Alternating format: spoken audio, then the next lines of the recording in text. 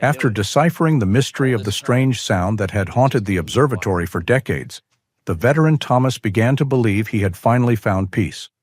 But his loyal dog, Nova, refused to rest.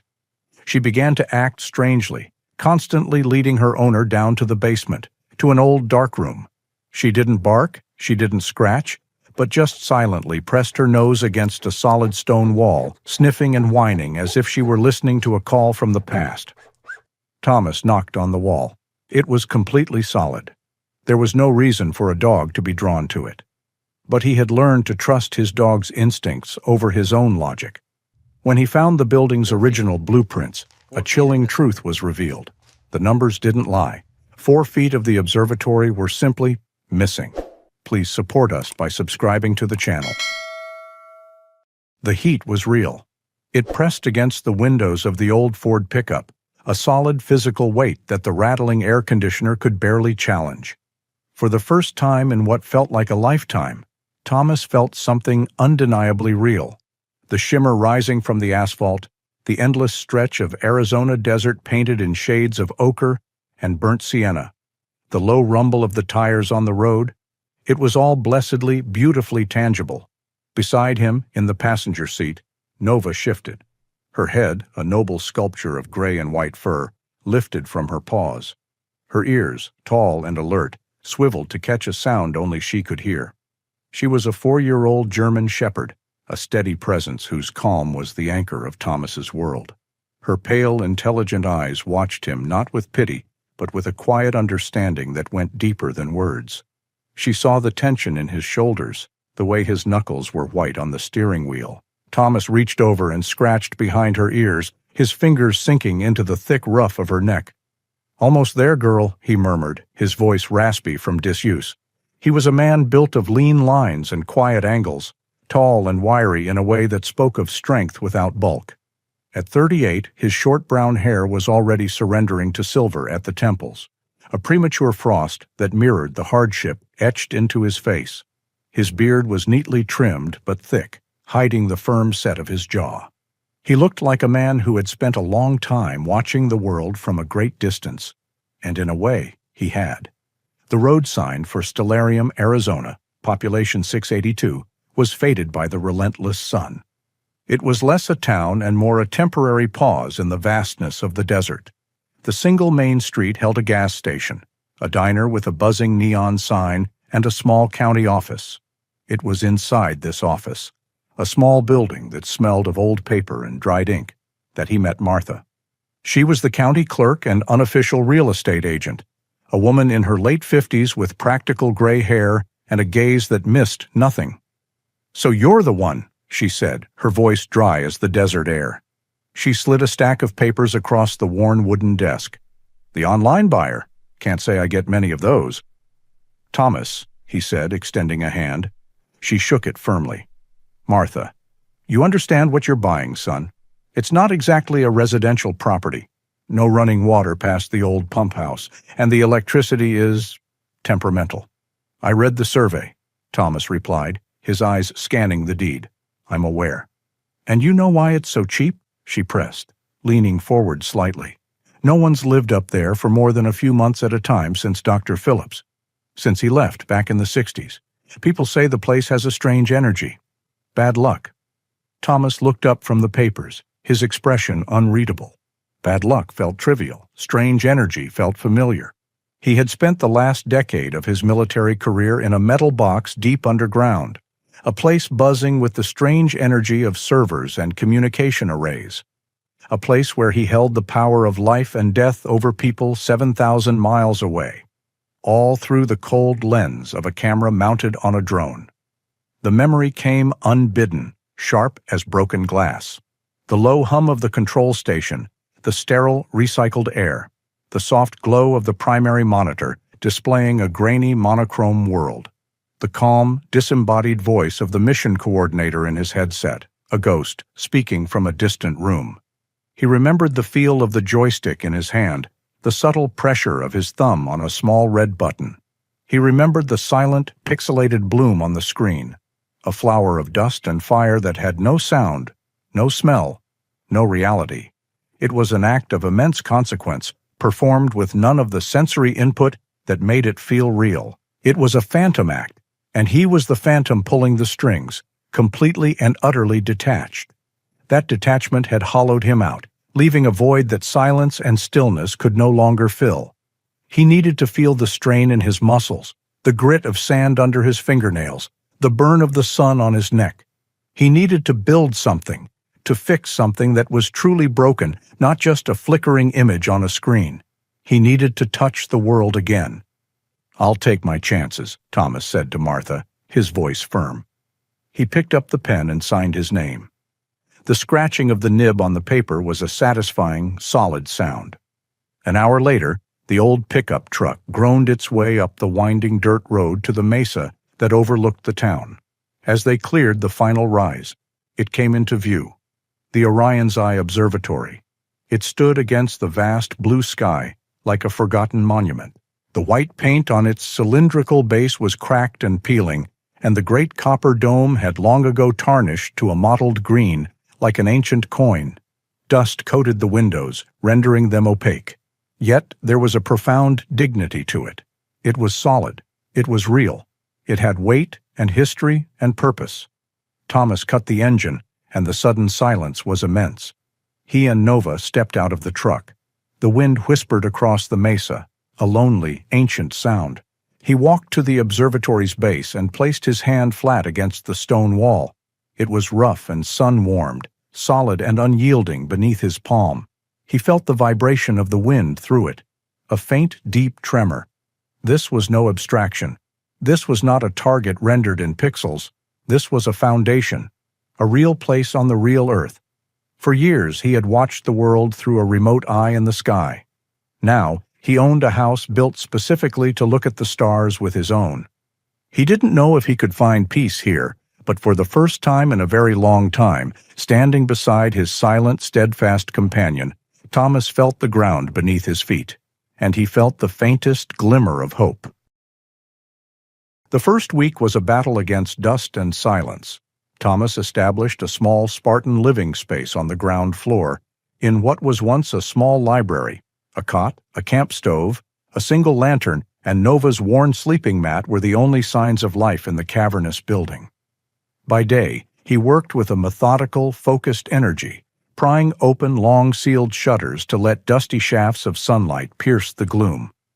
By night, the silence was so profound it felt like a pressure against his eardrums, a stark contrast to the ever-present hum of military life.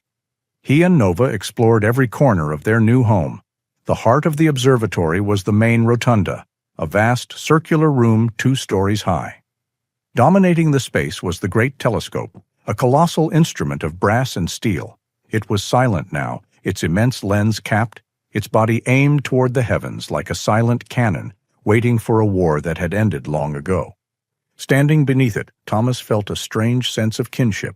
They were both instruments of observation, left purposeless by time and circumstance.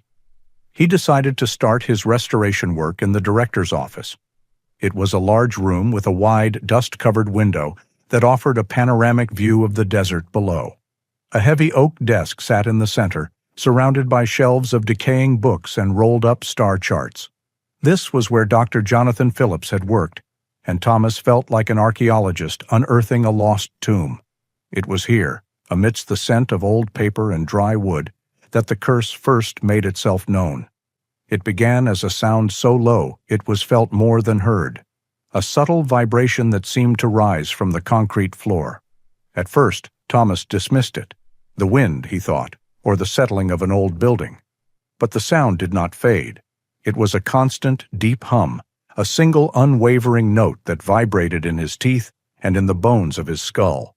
It was the sound of a massive machine running somewhere deep underground. Then came the electronic interference. He had brought a small, rugged laptop to catalog his work and a handheld radio to listen to weather reports. The laptop's battery, fully charged, drained in less than an hour. The radio was worse. It would work for a few minutes, broadcasting a clear signal from a distant station, before erupting in a violent burst of static, a harsh, tearing sound that shredded the air. One afternoon, it all came together. Thomas was trying to tune the radio, turning the dial slowly. The low hum of the building was a constant pressure, a familiar bass note he was starting to associate with this place. Suddenly, the radio crackled, spitting a hail of sharp, aggressive static. Hum and static. The combination was a key turning a lock in the deepest part of his mind. Instantly, he was no longer in a dusty office in Arizona. He was back in the control station, the cockpit, a windowless room lit only by the cold blue glow of monitors. The air was chilled and sterile. The low hum of the server racks was the foundation of every moment, a sound that meant the system was alive. The crackle of static in his headset was the sound of the world breaking through, of commands being given, of connections being made and unmade across thousands of miles. The hum was the machine. The static was the mission. His breath hitched. The air in the office felt thin, hard to draw. The walls seemed to press in on him. He could feel the phantom pressure of the headset on his ears, the cold sweat on his palms. He was watching a screen, his finger hovering over a button, a world away and yet right here, the sound filling his head, a chaotic symphony of detachment and consequence. A wet nose pressed firmly against his clenched fist. Nova whined softly, a low rumble in her chest. She pushed her head insistently under his hand, her presence a solid warm weight in his spiraling world. Thomas stared down at her, his vision blurring. He focused on her pale, steady eyes, on the texture of her gray fur. He took a deep, shuddering breath, then another.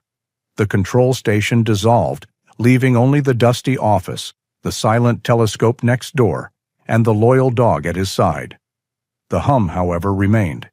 He needed supplies and, more importantly, a break from the oppressive atmosphere of the mesa. He drove down into Stellarium, the bed of his truck rattling with empty water jugs. The diner was a welcome oasis of noise and life.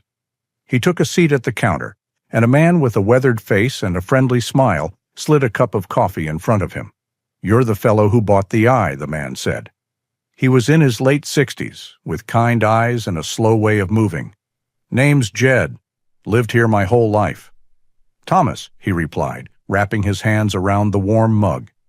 "Heard you were fixing it up," Jed continued, wiping down the counter. "Brave man. That place has stories. Old man Phillips, the doctor who built it, he was a brilliant man. But he got strange toward the end, started talking about listening to the ground more than the sky. Said the stars were quiet, but the earth beneath his feet was humming a tune." Thomas stiffened slightly. "Humming?" "That's what he said. Complained about it messing with his radios. Said there was an energy up there. Some folks said he was just getting old. Others said he saw things up there. Lights in the sky. You feel anything strange up on that mesa?" The question hung in the air, genuine and laced with decades of local folklore. Thomas thought of the hum, the static, the crushing weight of his own memories. "It's a unique place," he said carefully, the understatement of his life. Back at the observatory, the setting sun bathed the desert in a fiery orange light. Jed's words echoed in his mind. Listening to the ground. The earth was humming a tune. Disturbed, Thomas turned his attention back to the office, needing a task to occupy his hands. He decided to clear out the large oak desk. In the back of the bottom drawer, stuck beneath a brittle, yellowed star chart from 1958, his fingers brushed against the corner of a small, leather-bound notebook. It was not a diary. The entries were dated but sporadic, filled with technical jargon, equations, and sketches of radio waves. It was a field journal, a place for preliminary thoughts. He sat down and began to read, Nova resting her heavy head on his knee. An entry from 1961 read, "The interference is getting worse. It is not atmospheric. All readings suggest a terrestrial source, but the magnitude is unlike anything I've recorded. A persistent, unusual energy disturbance." He flipped a few more pages. A later entry from 1962 was less technical and more philosophical. "The hum is constant now. It is a voice without words. The old-timers down in the valley have legends about the mesas singing. Perhaps they were not speaking in metaphors. Sometimes, late at night, when all my own machines are silent, it truly feels as if the ground beneath is speaking. I only wish I knew what it was trying to say." Thomas closed the notebook, his fingers tracing the worn leather cover. The ever-present hum of the observatory seemed to swell in the silence, filling the room with its deep, resonant frequency. This was no longer just a technical problem, a faulty wire or a strange echo. It was a mystery. And Dr. Jonathan Phillips, a man dead for half a century, had just handed him the first clue. The days that followed blurred into a singular, grinding challenge defined by the hum. With Dr. Phillips's notes as his guide, the sound was no longer just a haunting. It was a riddle. Thomas found himself developing a grudging respect for the man who had lived with this invisible tormentor for years. The sound became the first thing he noticed upon waking, and the last thing he heard before a fitful sleep. It was a constant companion, an unwanted guest in the house of his mind. He threw himself into his work with a ferocity born of desperation. If he could tire his body, perhaps he could silence his thoughts. He repaired the leaky roof of the pump house, reglazed the dusty windows of the main rotunda, and began the painstaking process of cleaning the great telescope's intricate machinery.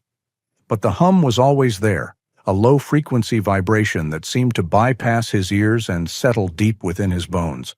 It was a sound that felt like a memory, a ghost of the electronic drone that had been the soundtrack to his former life. The breaking point arrived on a windless afternoon. He was attempting to repair the observatory's old shortwave radio, hoping to establish a more reliable link to the outside world than his constantly failing satellite phone. The work was delicate, requiring a steady hand to solder a tiny, corroded contact point. He held the soldering iron in one hand and a pair of fine-tipped tweezers in the other, his brow furrowed in concentration. The low hum of the building was a relentless pressure, but he was trying to tune it out, to force it into the background. Just as he brought the hot tip of the iron to the contact, the radio speaker, which he thought was disconnected, erupted. A blast of violent, shredding static filled the room, loud and aggressive. Thomas flinched, his hand jerking. The tweezers slipped, and the tiny contact point skittered away, lost in the dusty shadows of the workshop. "No," he breathed, the word a ragged whisper. The static died as quickly as it had come, leaving only the deep, mocking hum. And in that moment, the sound was no longer just a vibration. It was the voice of the machine. It was the sound of the system, the sound of the mission, the sound of a world mediated through failing electronics. His heart hammered against his ribs. The air grew thick and heavy, each breath a struggle. The walls of the workshop seemed to ripple, the tools on the workbench blurring into indistinct shapes. He was back in the cockpit, 7,000 miles away. The hum of the servers and the static in his ears, his only reality. He was a ghost in the machine, and the machine was screaming. He stumbled back, knocking over his chair, and slid down the wall until he was sitting on the cold concrete floor. He wrapped his arms around his knees, trying to make himself smaller, trying to escape the sound that was both inside and outside his head. Then, a solid weight pressed into his side. A wet nose nudged his cheek, followed by a soft whine. Nova. She pushed against him, insistent, her body a solid wall of warmth and life. He didn't respond, lost in the echoing chaos of his memory. Her whine grew more urgent. She placed a heavy paw on his chest, then another, and leaned her full weight on him, forcing him to acknowledge her. When he still didn't move, she began to lick his face, her rough tongue scraping against his cheek, a desperate, determined act to pull him back from the edge. The physical sensation, the weight, the texture, the undeniable reality of her, was an anchor in the storm. Thomas gasped, a shuddering intake of air. He focused on the dog, on the pale gold of her eyes, on the soft fur of her ruff. The phantom hum of the servers faded, leaving only the real physical hum of the earth. The workshop slowly came back into focus. He was on the floor, his dog was saving him, and he was safe. He buried his face in her neck, his hands gripping her thick coat, and stayed there until his breathing returned to normal.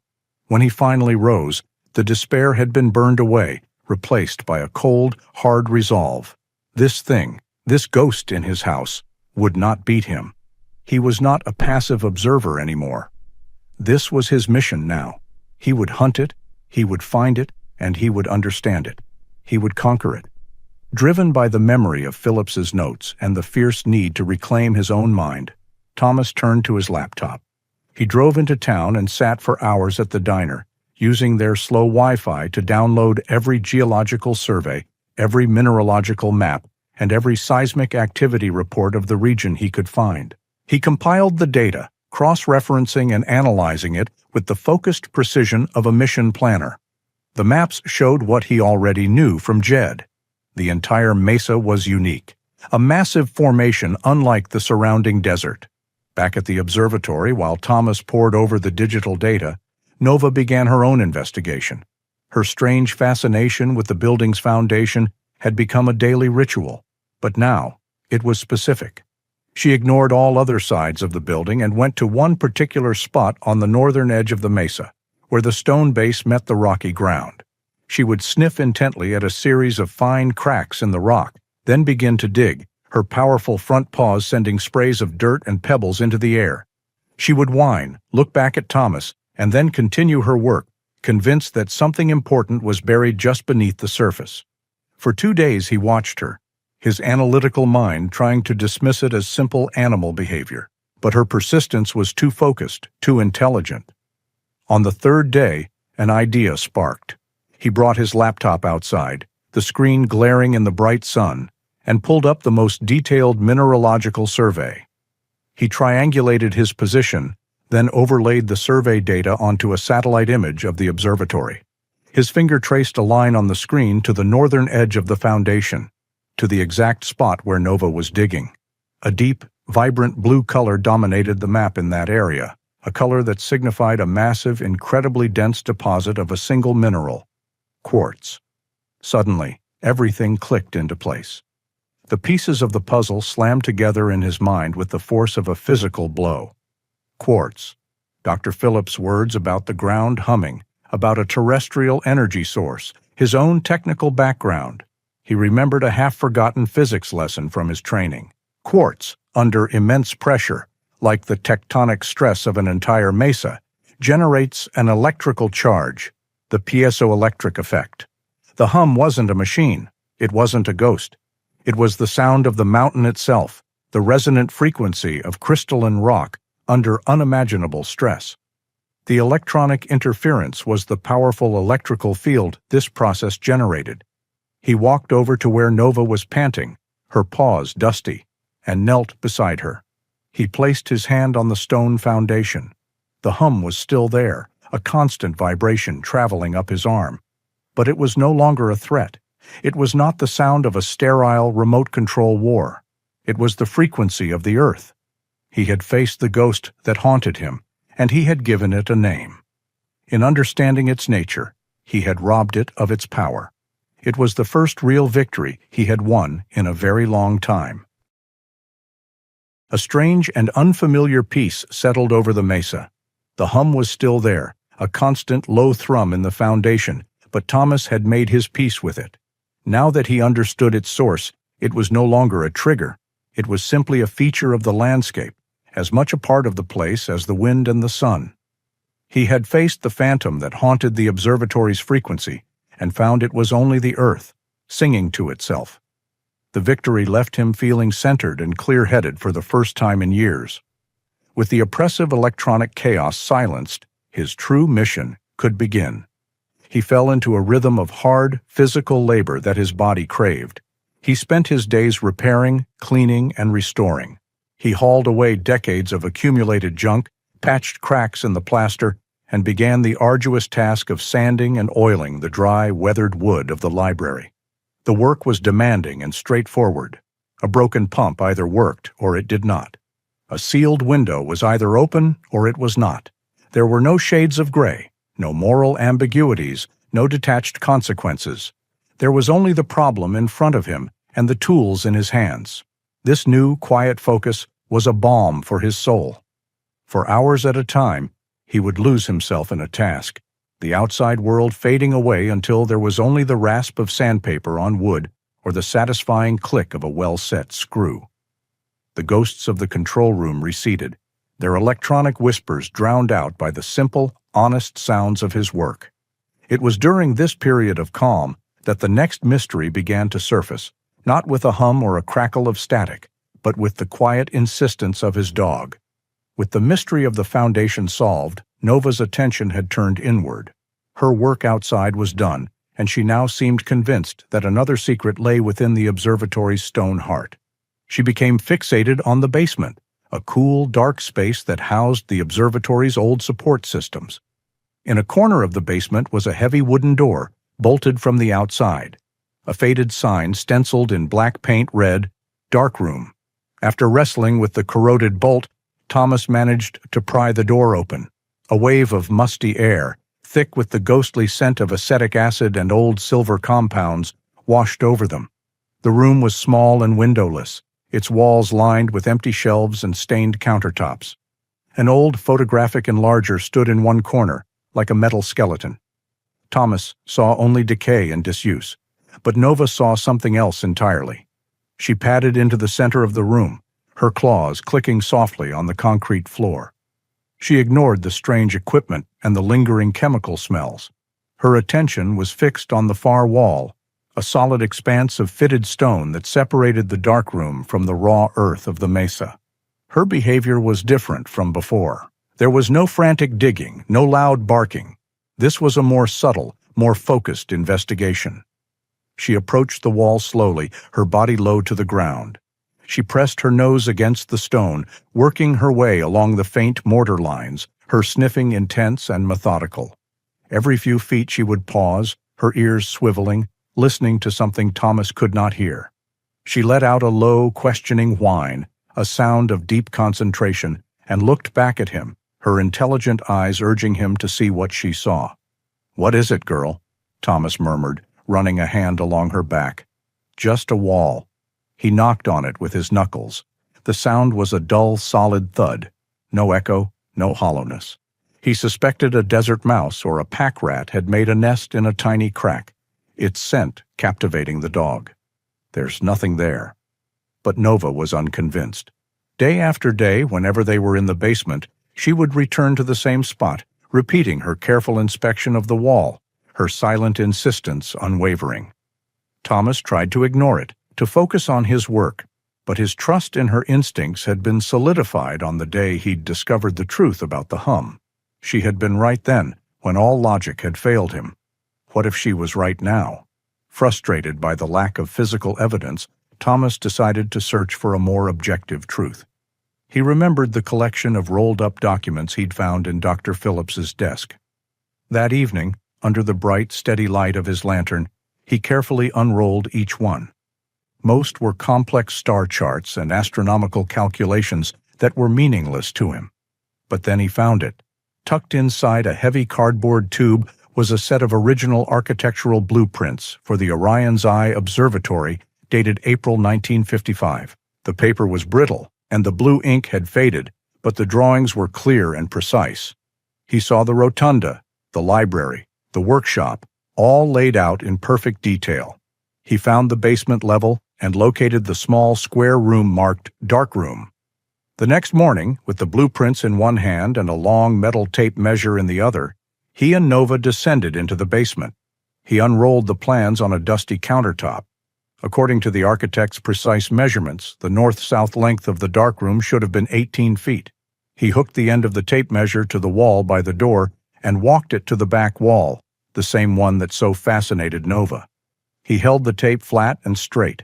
His thumb marked the spot where the metal met the stone, 14 feet.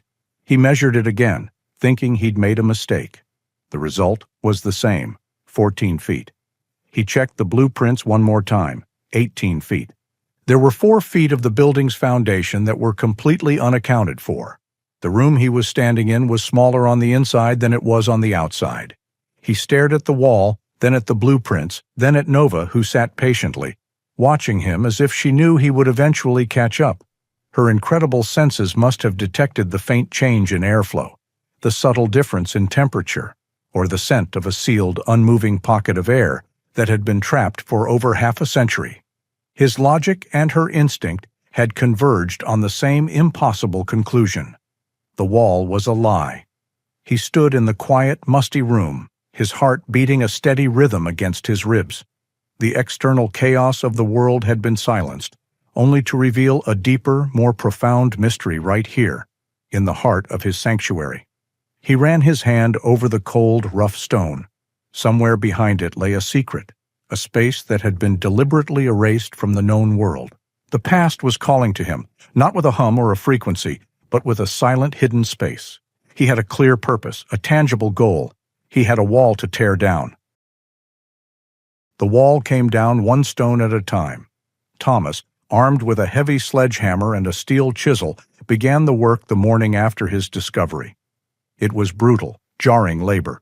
Each strike of the hammer against the chisel sent a shockwave up his arms, and the sharp crack of splitting mortar echoed in the confines of the basement. Nova watched from a safe distance, her head cocked, a silent observer to his determined assault on the past. For 2 days he worked, sweat stinging his eyes, his muscles screaming in protest. This was the reality he had craved, solid, unyielding, and honest. Late on the second day, his chisel punched through. The resistance vanished, and a puff of stale, ancient air breathed out from the darkness, carrying a scent of dust and forgotten time. A thrill, sharp and electric, shot through him.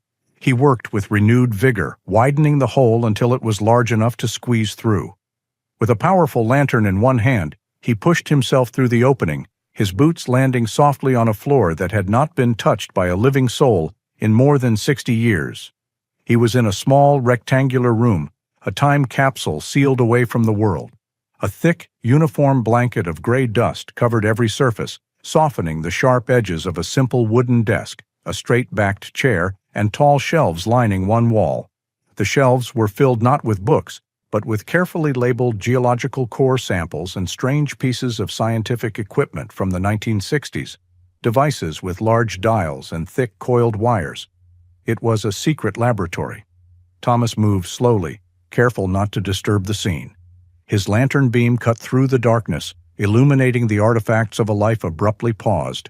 On the desk, the dust was thickest, but he could make out the shapes beneath it. He gently brushed the surface, revealing a series of meticulously drawn charts covered in complex equations, a Geiger counter with its needle resting slightly above zero, and a small, portable reel-to-reel tape recorder. A tiny spool of magnetic tape was still threaded through the machine's guideposts, a silent voice waiting to speak. And next to it, placed squarely in the center of the desk as if it were the most important object in the room, was a thick, leather-bound journal. It was much larger than the preliminary notebook he had found before. This felt final. This was the testament. He sank into the dusty chair, the old wood groaning in protest. Nova pushed her way through the opening and settled at his feet, her presence a warm comfort in the cold, silent room. Thomas opened the journal. The first page was dated June 1963.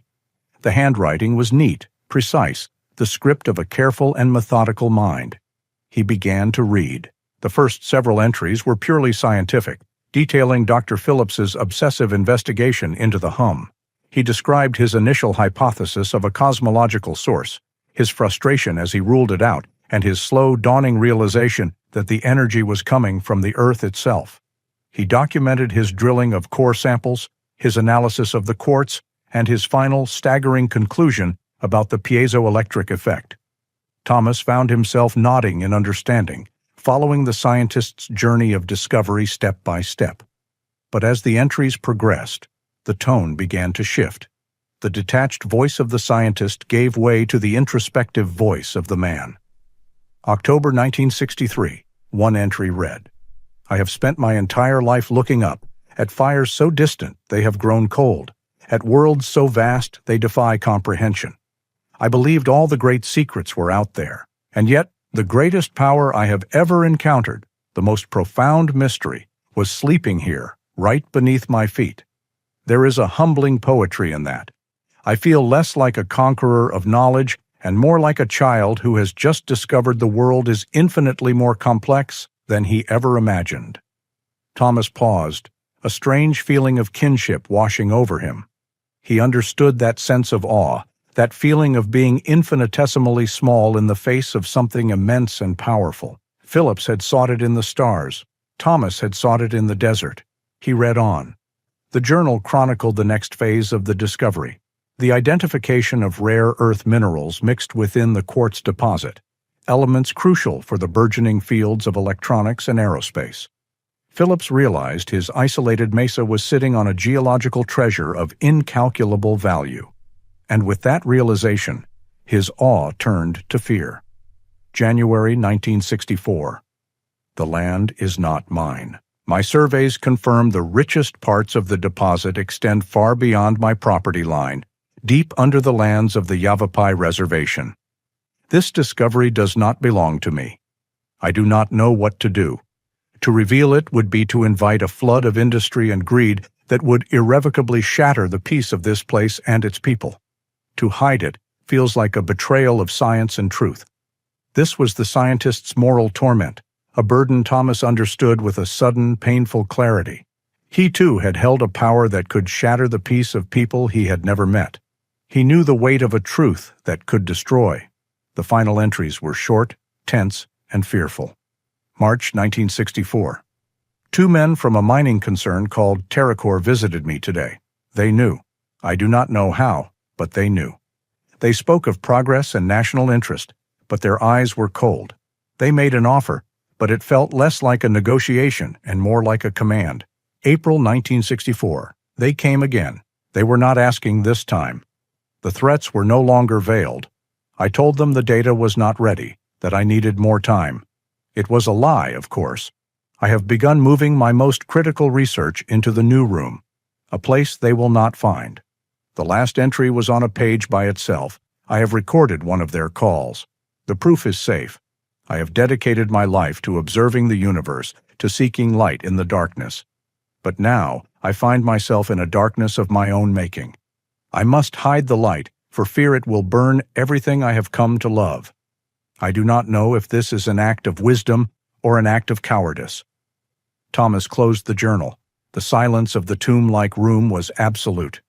He looked at the tape recorder, the charts, the rock samples. This was not just a collection of data.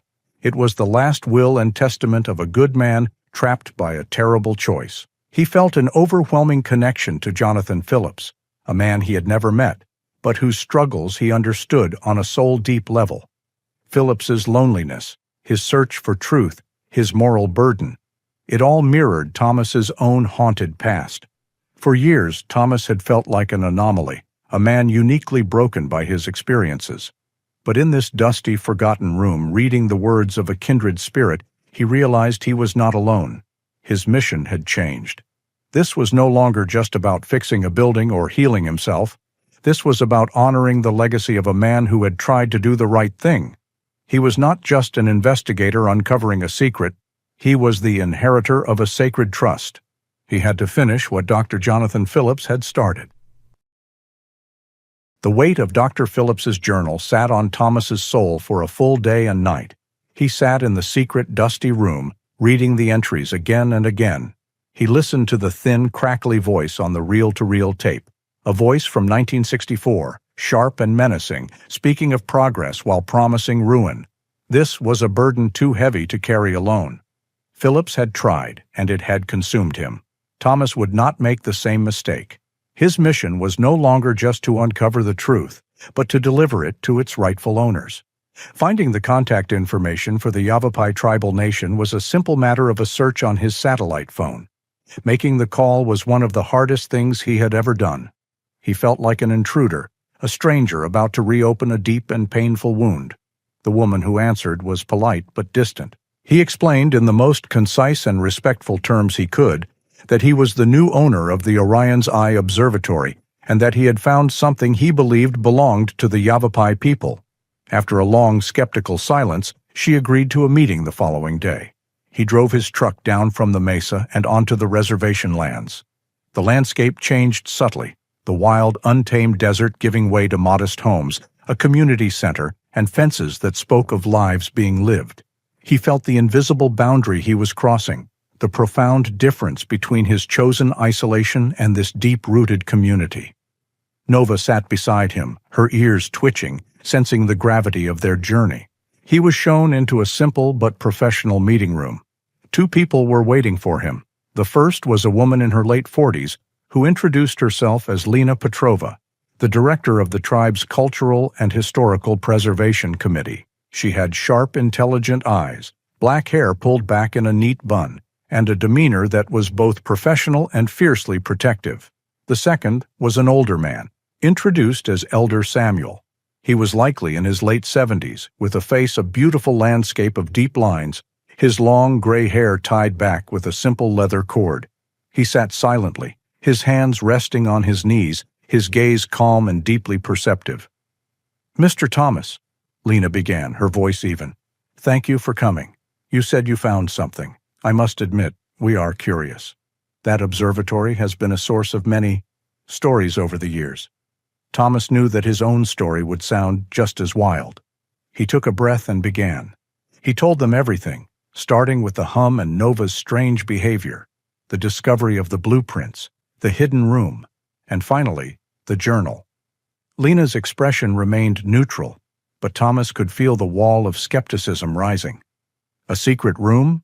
A hidden journal?" she asked, a clear note of doubt in her voice. "Mr. Thomas, with all due respect, our people have heard many stories from outsiders. Why are you bringing this to us now? What is it you hope to gain?" It was a fair question. He was another white man on a piece of land that held a complicated history. "I don't want anything," he said, his voice quiet but firm. "I just believe this belongs to you." He opened his duffel bag. He didn't just tell them. He showed them. He laid the geological charts on the table. He presented the leather-bound journal. And finally, he placed the small tape recorder in the center of the table and pressed the play button. The crackly, tinny voice of the Terracore man from 1964 filled the quiet room. It spoke of unavoidable progress, of the tribe's inability to manage such resources, of the benefits of cooperation. The threats were veiled in the language of business, but their meaning was clear. Lena's professional composure finally cracked. She stared at the small machine as if it were a venomous snake. Elder Samuel's eyes closed, his face a mask of old pain. Then Thomas opened the journal. "There's something else," he said, turning to a specific page.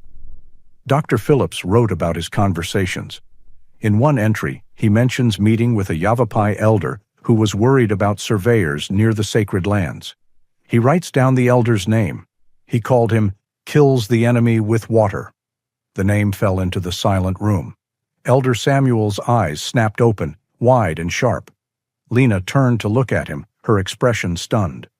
"He also wrote that this elder told him a story," Thomas continued, his voice soft. "A story about the star cluster you call the Seven Sisters, and how they were once girls who climbed a tree to escape a great bear, and the Great Spirit raised the tree into the sky to save them." Elder Samuel let out a long, slow breath. He leaned forward, his dark eyes fixed on Thomas, and all skepticism was gone, replaced by a profound and sorrowful recognition. "Kills the enemy with water was my grandfather," he said, his voice raspy with emotion. "And that story, the story of the girls and the bear, it is a story of our family. It is not one that is told to outsiders." That was it, the irrefutable link, the detail that could not have been invented, the bridge between a dead scientist's private journal and the living, breathing history of a people. The wall of doubt crumbled into dust. After a long silence, Lena looked at Thomas, her gaze no longer suspicious, but filled with a new, somber respect. "You have brought back a part of our history we thought was lost forever," she said. The formal meeting was over. An alliance had been born. As Thomas prepared to leave, Elder Samuel placed a gentle hand on his arm. "The day's work is done," he said. "You have carried this burden to its rightful home. Now you will come and eat with my family." Thomas was hesitant, feeling like he was intruding, but the elder's invitation was not a request. He and Nova followed him to a modest, warm home filled with the smells of fry bread and roasting chili. He was introduced to Samuel's daughter and grandchildren, who welcomed him with simple, genuine smiles. They sat around a large wooden table, and for the first time in years, Thomas shared a meal with a family. No one spoke of lawyers or corporations or historical injustices. Instead, as the sky outside deepened to a dark velvet, Elder Samuel pointed through the window. "That one there," he said, his finger tracing a path in the air. "That is the coyote who scatters the stars. And there, the mountain lion." He didn't talk about the lawsuit to come. He told Thomas a story, a Yavapai story about the constellations, about how the stars were the campfires of the ancestors, watching over them, guiding them home. He spoke of how everything was connected, the earth, the sky, the people, and the past. As Thomas listened, a warmth spread through his chest that had nothing to do with the food. He felt a profound sense of peace, a feeling of connection that was real and tangible. It wasn't mediated by a screen or a headset. It was the simple, powerful warmth of human fellowship, offered freely and without agenda. The cold, sterile detachment that had been his constant companion for a decade began to melt away under the gentle heat of that small kitchen. This was the tangible reality he had been so desperately seeking. Driving back to the observatory later that night, with Nova sleeping soundly beside him, Thomas looked up at the sky. The stars were no longer just cold, distant points of light. They had names, they had stories, they were campfires. And for the first time, he felt he might one day find his own way home. The weeks following the alliance were a quiet storm of preparation. Thomas worked with Lena and the tribe's legal counsel, a sharp young lawyer from the reservation named Ben. They carefully documented every piece of evidence. The journal was photographed and authenticated, the geological data was verified by an independent expert, and the fragile audio from the reel-to-reel tape was digitized and enhanced.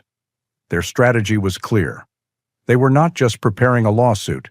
They were preparing a story, a damning narrative of corporate greed and historical injustice that, if released, would ignite a firestorm in the modern, socially conscious world. Thomas, the quiet man who had sought only solitude, found himself the reluctant keeper of a truth that could move mountains. The first move was a single formal letter from Ben's office to the legal department of the TerraCore Mining Corporation. It did not threaten a lawsuit. It simply stated that they were in possession of the personal effects and final research of Dr. Jonathan Phillips regarding his work in 1964, and requested a meeting to discuss their findings. The response was faster than any of them had anticipated. There were no denials, no dismissive legal threats. A massive, publicly traded corporation like TerraCore dreaded nothing more than a public relations catastrophe. A story involving a vanished scientist and the fraudulent acquisition of Native American land was not a lawsuit. It was a corporate nightmare. Within a week, a private meeting was arranged, not in a dusty tribal office, but in a sterile, glass-walled boardroom on the top floor of a skyscraper in Phoenix. The contrast was jarring. Thomas, in his simple button-down shirt and jeans, felt like a man from another century. He, Lena, and Ben sat on one side of a polished mahogany table that reflected the city lights like a dark, still lake. Across from them sat a single man. He was not the menacing voice from the tape, but a product of the modern corporate world. He introduced himself as Mr. Harrison, TerraCore's Executive Vice President of Risk Management. He was in his 50s, dressed in an impeccably tailored suit, with calm gray eyes that betrayed nothing. He was not here to argue about the past. He was here to contain its fallout on the company's stock price. "We understand you have come into possession of some historical documents," Harrison began, his voice smooth and devoid of emotion. "The TerraCore of today is a very different company than it was 60 years ago. We are committed to corporate responsibility and to rectifying historical oversights." Ben, the lawyer, calmly laid out their position. He spoke of the journal, the verifiable mineral surveys, and the disappearance of Dr. Phillips. Then, he placed a small digital audio player on the table. "And then there is this," he said. He pressed play. The tinny, menacing voice from 1964 filled the silent, modern boardroom. Unavoidable progress. Unable to manage such resources. Harrison's calm expression did not change, but Thomas saw a muscle twitch in his jaw. The past was not dead. It was sitting right here on the table between them. "As you can imagine," Lena said, her voice resonating with quiet authority, "this story, the story of what happened to Dr. Phillips and to our land, would be of great interest to certain national news outlets. We are not just here to discuss a land claim. We are here to discuss the full truth. The threat was perfectly delivered. This was not about money. This was about the narrative. Harrison leaned back, a silent acknowledgement of their position. What are your terms? Ben slid a folder across the table. It was not a demand for cash. It was a proposal for justice. The terms were threefold. First, the full and legal return of the historically disputed lands to the Yavapai Nation. Second, a significant reparation fund to be paid to the tribe for decades of lost opportunity. And third, a permanent endowment from TerraCore to completely restore the Orion's Eye Observatory and transform it into a state-of-the-art science and technology institute for Yavapai youth and the wider community. Harrison read the proposal, his face impassive. Thomas watched him, realizing the corporate mind at work. The man wasn't seeing a punishment, he was seeing a solution. He was seeing the headlines. TerraCore partners with Yavapai Nation to right historical wrong, founds major STEM initiative. He was seeing a way to turn a potential catastrophe into a public relations victory. We find these terms to be a constructive path forward, Harrison said finally. The deal was done. The months that followed were a blur of transformation. The lonely, decaying observatory on the mesa came alive. Restoration crews, funded by the TerraCore endowment, arrived to repair the structure. The great copper dome was polished until it shone like a new coin under the desert sun. The interior was modernized, with classrooms and computer labs built alongside the restored library. The centerpiece, the great telescope, was lovingly refurbished, its lens cleaned, its machinery oiled, its eye once again ready to open to the universe. Thomas's role changed. He was no longer a hermit, but a co-director of the new Orion Institute, working alongside Lena. He found a new purpose, not in solitude, but in mentorship. He taught the young Yavapai students who came to the Institute about the machinery, about electronics, about the quiet satisfaction of fixing what was broken. He watched as they looked through the telescope's eyepiece, their faces lit with the same awe that Dr. Phillips must have felt so long ago. One clear, cold evening, a year after the deal was made, Thomas stood with Nova in the main rotunda. The great dome was open to the night sky, a vast, dark canvas glittering with 1,000,000 points of light. The air was filled with the low, excited chatter of students as they took turns looking through the telescope, their laughter a warm and welcome sound in a place that had once been defined by silence. Elder Samuel was there, telling a group of younger children the story of the coyote and the stars. Lena was discussing a curriculum with one of the new teachers. Nova, her muzzle now touched with gray, lay peacefully at Thomas's feet, her tail thumping a slow, contented rhythm on the floor. She was home. Thomas looked around at the life and light filling the observatory. It was no longer his refuge from the world. It had become a bridge to it. A bridge connecting the past of Jonathan Phillips and the Yavapai elders to the future of these bright young students. A bridge connecting the earth beneath their feet to the boundless universe above. He stepped outside onto the observation deck and looked up. The stars were no longer just distant, cold fires. They were the campfires of the ancestors, as Samuel had told him. They were filled with stories and meaning. The low hum of the earth still vibrated through the soles of his boots, but it was no longer a lonely sound. It was the deep, steady heartbeat of his home. He had come to the desert, seeking peace and quiet. He had found something infinitely more valuable. He had found a family. He had found a purpose. He had found his true place, not in isolation, but right here, connected to everyone and everything, under the watchful, silent stars. Thomas and Nova's journey reminds us that sometimes the deepest healing is not found in escaping the world, but in learning to listen to it again, to the wisdom of a loyal animal, to the forgotten stories of the land, and to the quiet kindness of a community. If this story touched your heart, you can help us continue to share tales of courage and connection. By subscribing, you become part of our pack. Every like and comment shares your own story with us, and every share helps these journeys find those who need to hear them most. Another adventure is already waiting for you on the screen now. We hope you'll continue the journey with us.